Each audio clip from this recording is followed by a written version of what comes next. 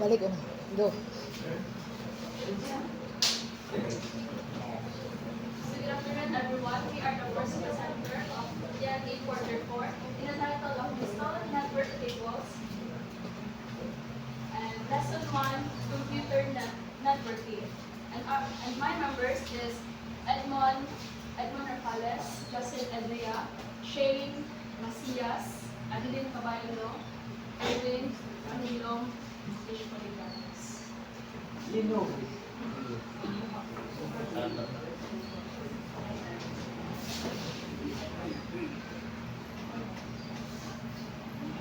So computer network. Many network administrators give theory that the network is down because of some or other reasons. So first research is indicating that in many cases the network is like an account of inferior cabling systems. So in computer networking, there's a standard structured cabling systems that can eliminate much of this downtime. So the standard structured cable system is like ano siya? Nani siya I think 6 daw ito kapuan, which is the purpose of standard cabling system is that make sure nimo that if for example the computer networking ka is dapat safe, then work mo kuan niya pag-process. So nakalimot ako kung saan mo basta 6 to siya kabuo. 6. So network. A network is 2 or more computers connected to share resources. It can refer to any interconnected group of systems. In other words, network is a method of sharing information between the two systems. So network is a 2 or more computers connected to share resources. For example,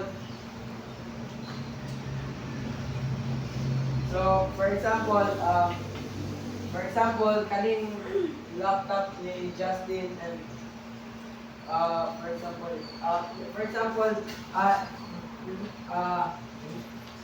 karon ay nowadays maka tag networking ay networks in like maka-use tag websites that as like katong maka-use tag nowadays kay internet naman ato ang so di na ta mag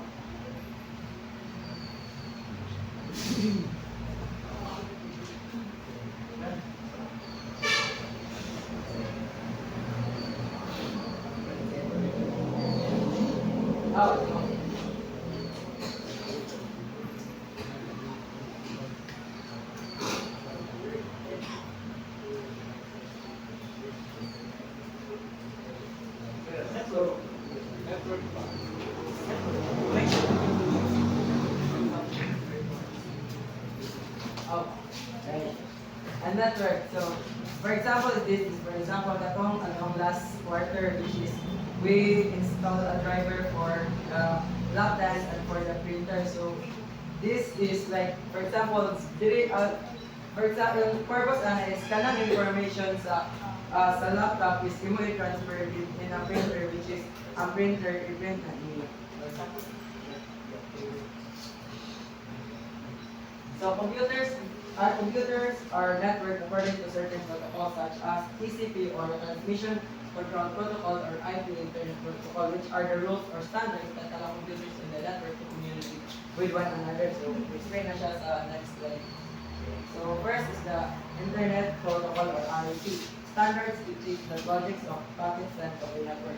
It tells packets where to go and how to get there. So, for example, kaning is like worldwide. For example, is kanang sa inyong email. So, the purpose sa IP is mota siya kung asa nimo pasa ang data or resources and kung unsaon pag-abot sa data kung asa nimo send. So ang plural ninyo ang sa IP is like purpose is or like function is total kung asa masend ang resources or ang data or unsaon niya pag-arrive dito nga another device.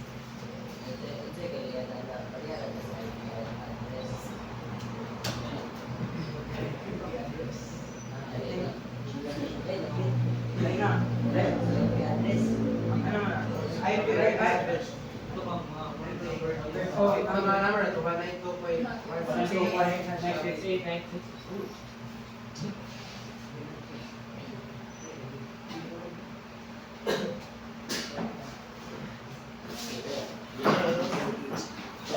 is transmission control protocol. So TCP is responsible for ensuring it is responsible for reliable data transmission. So it makes sure your data is sent in the correct order and received completely by the receiver and sent if some data is lost. So in simple words, TCP makes your message arrive safely and completely.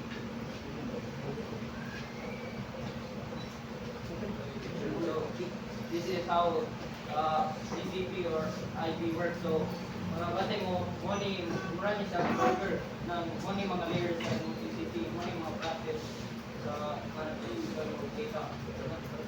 Muna sa broker, muna mga layers. Imagine sa layers, yung muna na mga pati, mga tomato, mga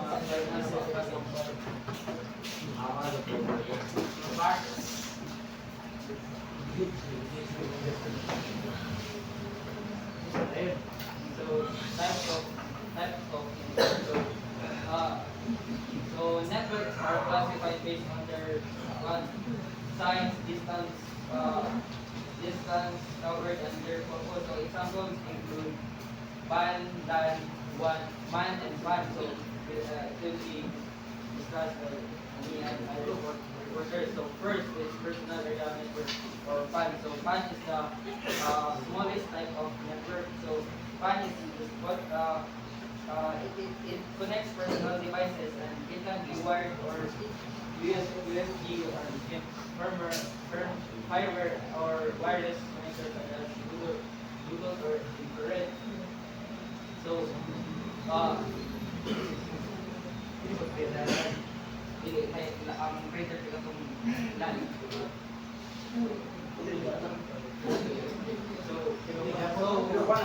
One is one data na scripting. Hindi mo pwede makamulat yung wire pala yung scripting. Parang sa pan, ay data na scripting. The typical range it covers is 20 to 30 feet or approximately 6 to 9 meters. So it is best for one person devices.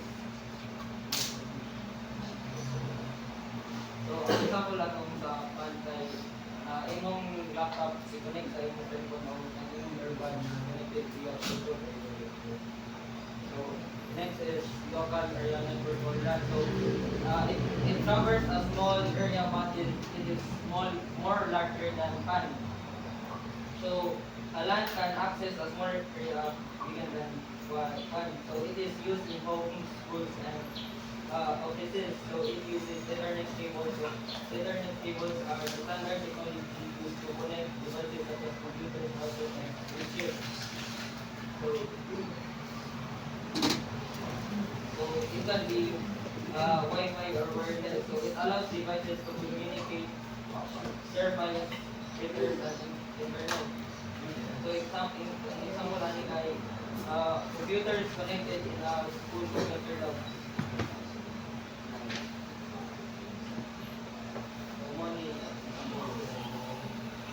Money rub ng Wi-Fi nato kung connect money ang murag ang pagbutan ni kay sa Wi-Fi ng computer yung madali sa imong router yung mo na sa imong connect.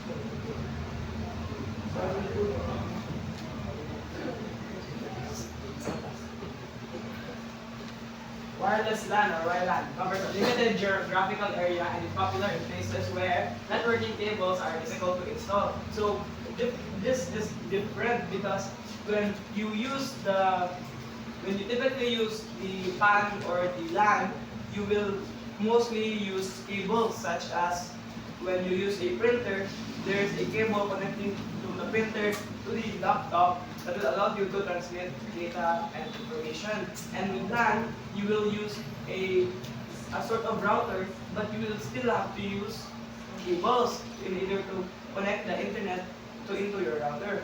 But with WLAN,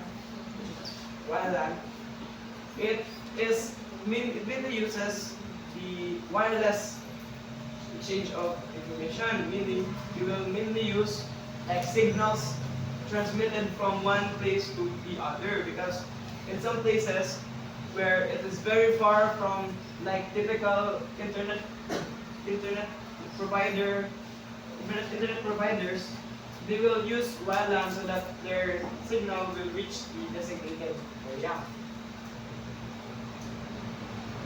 So as you can see, the laptop is connected to like a base station that is wireless. So you don't have to use like cables. You can connect to the base station, and that base station will allow you to connect to other devices. Like for example, when you use WLAN, your computer will connect to the base station via Wi-Fi, and that when you connect to the base station, it will allow you to connect to a printer that is also connected to the base station.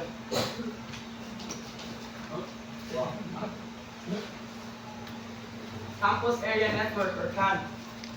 A computer network made up of interconnection of local area networks or LAN. So this is like a combination of LAN networks within a limited geographical area, like a city, metropolitan. It can be considered one form of a metropolitan area network specific to academic setting. So in order to like have, like, it can be used in metropolitans or like cities in an academic setting. For example, in our school, we have multiple LAN networks inside the school, but there's mainly one base router. But there are many LANs inside, like from each like classroom, meaning the LANs will connect with one another and also to the base station. As you can see, it can look something like that. There are many different LAN networks that are connected to a singular base station.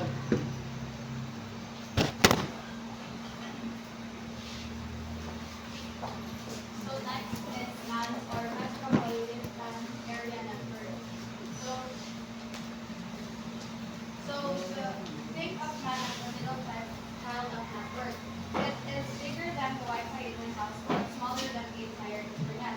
So it usually covers something like the size of a large campus for an entire city. So if it's specifically for a campus, you sometimes call it CAN as we discussed yesterday. So to get this running, companies use a mix of wireless tech like the LTE that you use on your phone and physical wired connections like high-speed fiber optic cables running under the street.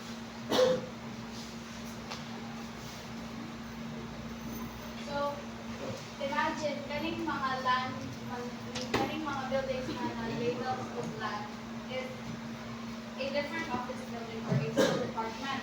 Then a MAN is essentially the big bubble that connects all those individual buildings together.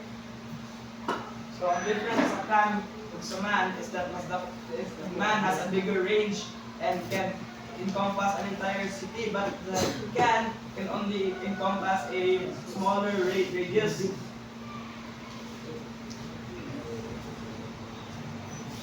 So next is wide area network or WAN. So wide area network covers huge geographical areas. If we need to connect cities to other cities or even countries to other countries, we use WAN. So it's actually made up of thousands of smaller networks all linked together. So the best example for WAN is the internet. It's basically the biggest one in existence. some technologies used to connect a single computer or LAN to the internet include DSL, cable, internet, satellite, cellular wi and fiber optic. So, DSL and cable or digital subscriber line is what most of us use for home internet, mga gamit sa Wi-Fi. Then fiber optics, the super fast glass cables that are used that like to send data. Satellite, for when you're in the middle of nowhere and can't run a cable. And then cellular one is this is what your phone uses when you're out and about using 5G or below LTE. Then global area network or GAN. So WAN, this is the ultimate work in progress. So wala pa siya exact na definition anything, it's still evolving. But generally, a GAN is a model that supports mobile communication across the entire globe. So imagine being able to walk across the planet and your device automatically hops from one satellite to another or from one local network to a different one.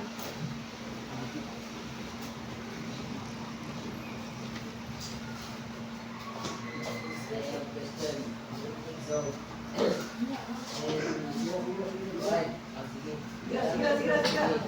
Wala nang pangutana ay sa LAN hangtod sa basta one ka ba yung maka-connect sa internet sa ang sa LAN hangtod sa pan kan kana siya dili na siya maka-connect sa internet so nana siya yung receiver or baseline na dili siya maka-connect sa internet. Yes. So, ang pag-interconnected na niya is ang connected good sa base server. So, for example, let's take CAN into one perspective. So, if ang CAN ay mo i-connect ka sa tanan mga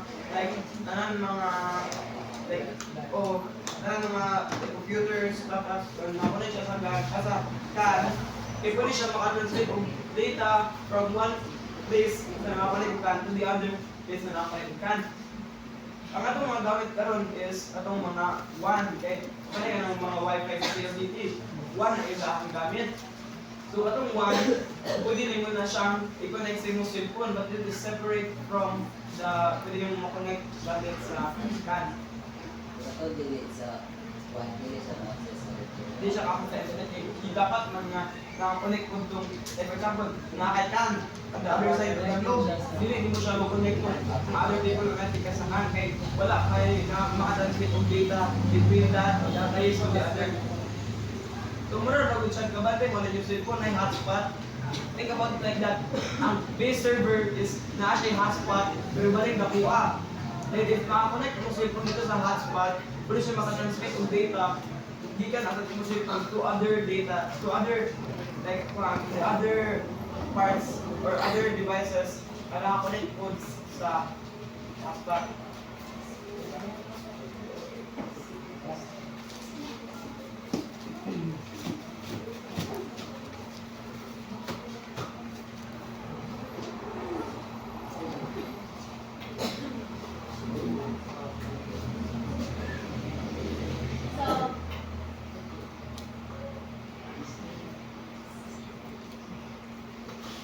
So as additional to this, the key challenge in mobile communication is handling of the user communication from one local coverage area to the next. So as for the global area network, so the one thing that is a problem or a challenge in it is like the handling of or the communication through the user in one local government area to another. In IEEE project 820 for the Institute of Electronic Engineers project 802. So this is the IEEE set a standards in which how do the GAN could do its work. So they set this some standards which is that nga ni kuan jud siya nga katong standards kay naigod jud siya sa GAN which is nakaingon sila nga succession siya sa threshold wireless local area connected networks which is kanang mas nadali ilahang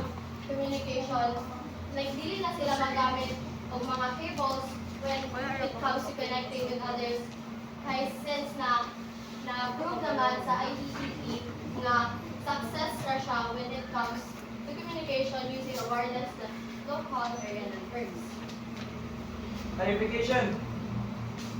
Usually, ang LAN, CAN, MAN, CAN, LAN, WLAN, dili makakonect sa internet unless naatay ISP, which is short for Internet Service Provider, that will connect your LAN, WLAN, CAN, or MAN to the WAN.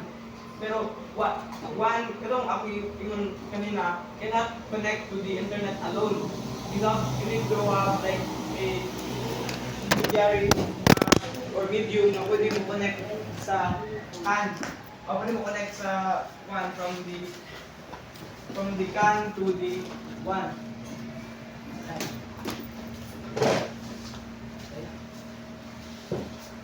So as you can see, so the GAN is the widest or pinakalapong range when it comes sa network, area network.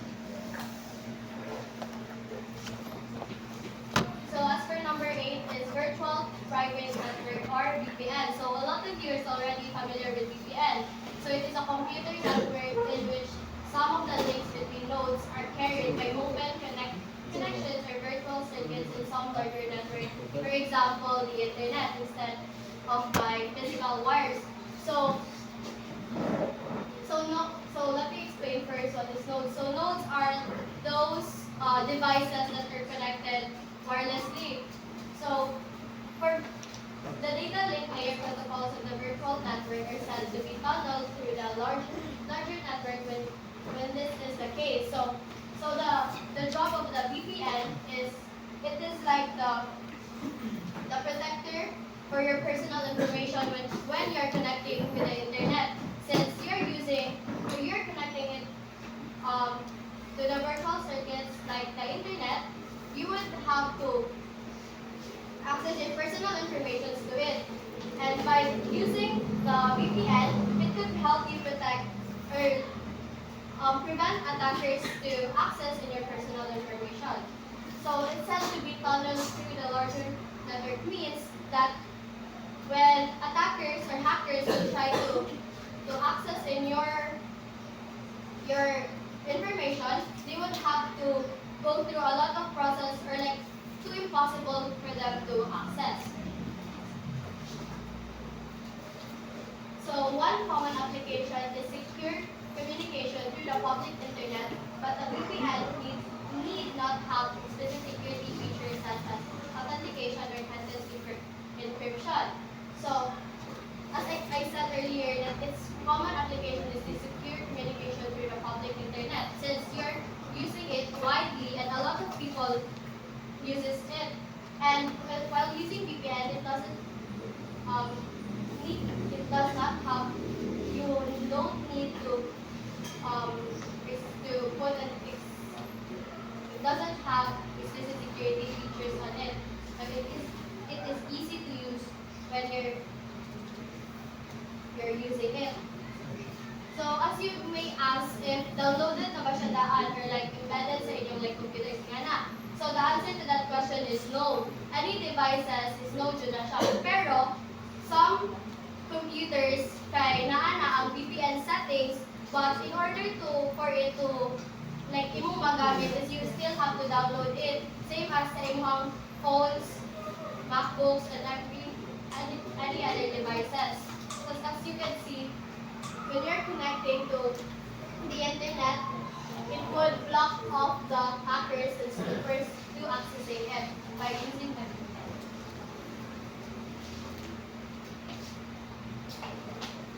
So network topology. So network topology, it is a physical arrangement of the connection between computers. It's called the network topology or physical topology.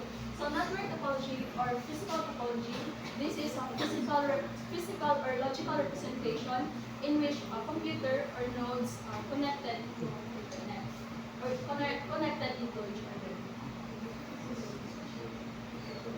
So types of network topology. First is we have a mesh network. So each node or a computer or other devices that uses the network on the network is responsible for sending and receiving transmission to any other node to which it wants to communicate without a central point of communication. So, so mesh network, it doesn't have a central point of communication.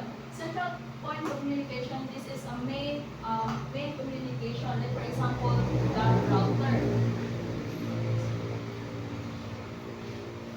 So when each node connects to every node on the network is called a fully connected mesh topology. So in mesh network, there are two types, the mesh or the partial mesh and the fully connected mesh. So ang mesh or a partial mesh is hindi siya connected tanan. It is only connected into important or nearby devices. And fully connected mesh, as you can see, connected with siya. All nodes are connected to each other. And mesh or partial mesh is only used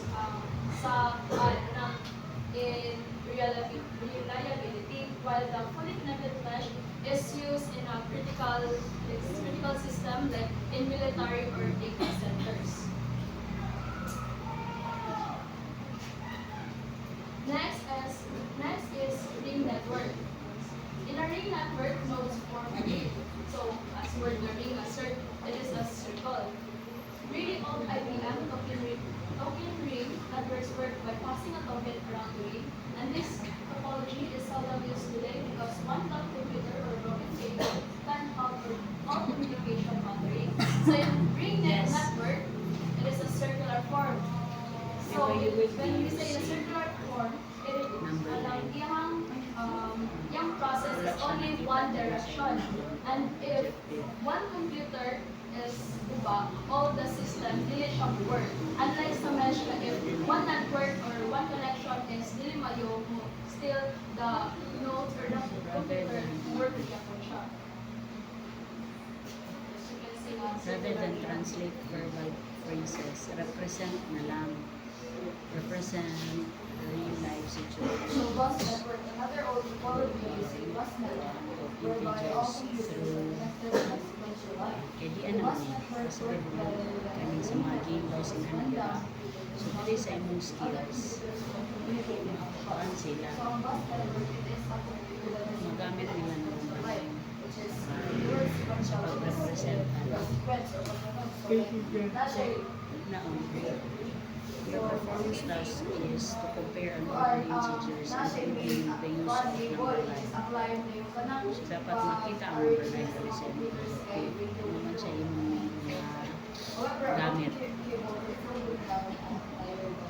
So, ang advantages sa bus network is unlike siya sa ring network, ang bus network, if naay maguba ang computer, dili siya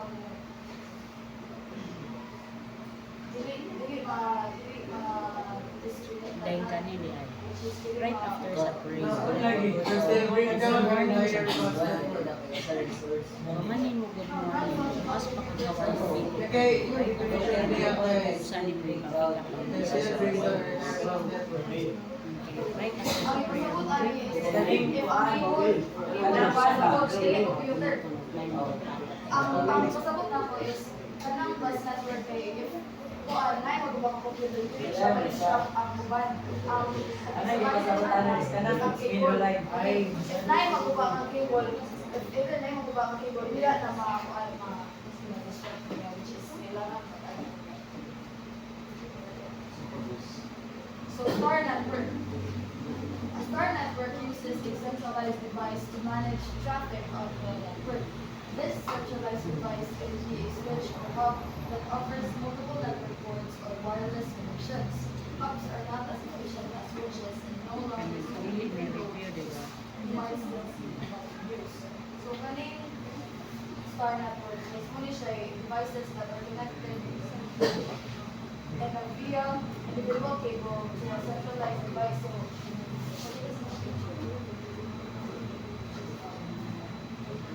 So makita niyo diya ang mga hub or ang switch kay kani. So muna siya information sa star network. Advantage ani is advantage ani kay a non-functional device or a damaged cable that only affect the single device. So if mabuba ni yung ano ni cable ay mura ni yung ma-affected dili tanan. Disadvantage ani is if mabuba na yung switch or yung hub kay kana connected ana kay ano na disconnect, which is if mabuba ni kani sila wala dili na sila connected.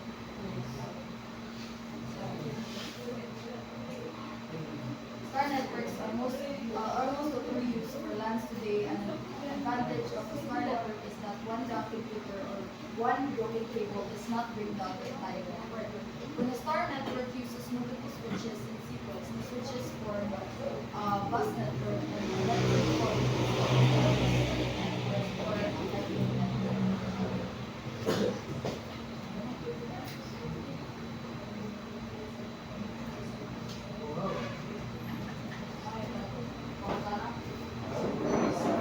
I will answer Roger's question earlier. So, Internet protocol is different by IP address. So, for example, anang Internet protocol is, for example, kanay mong order or diyan sa kuan or diyan sa TikTok shop. Ang purpose sa Internet or ang purpose sa Internet protocol is locate siya kung asa imong address or imong IP address. Kung location kung asa ka, that's your IP address. Ang Internet protocol is first locate niya kung asa ka, and then another purpose niya is kanang iyang pag kung saan niya pag-arrive sa imong location. For example, given dito, for example, kanakit pa siya mag-travel kung saan ka para mo.